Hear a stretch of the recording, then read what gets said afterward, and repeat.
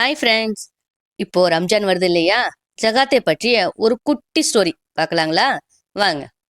ஒரு சிறிய ஊரில் ரகுமான் என்ற ஒரு வியாபாரி இருந்தான். அவன் நல்ல பணக்காரன். ஆனால் ஒரு விஷயத்தில் அவன் அலட்சியம். ஜகாத்தை சரியாக கணக்கிட்டு கொடுக்கவில்லை. நான் ஏற்கனவே உதவி செய்கிறேனே என்று நினைத்து கொண்டே இருந்தான். அதே ஊரில் பஷீர் என்ற ஏழை மனிதன் இருந்தான். அவன் தினமும் வேலைக்கு போய் உழைத்தாலும் குடும்பத்தை நடத்த மிகவும் கஷ்டப்பட்டான். ரமலான் மாதம் வந்தது. பஷீரின் வீட்டில் சோகமான சூழல். குழந்தைகள் கூட புது உடை வேண்டும் என்று கேட்க முடியாமல் அமைதியாக இருந்தார்கள்.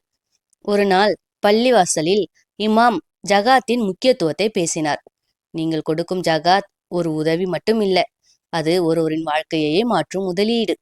இந்த வார்த்தைகள் ரகுமானின் மனதில் பதிந்தது. அந்த ஆண்டில் அவன் தனது சொத்துக்களை சரியாக கணக்கிட்டு முழுமையான ஜகாத்தை கொடுக்க முடிவு செய்தான்.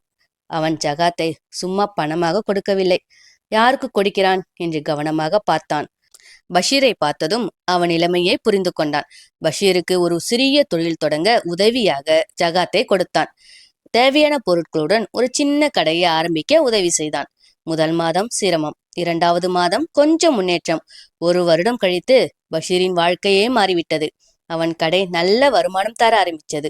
குழந்தைகள் பள்ளிக்கு சென்றார்கள். குடும்பம் சீராக வாழ ஆரம்பித்தது. மற்றொரு ரமலான் வந்தது.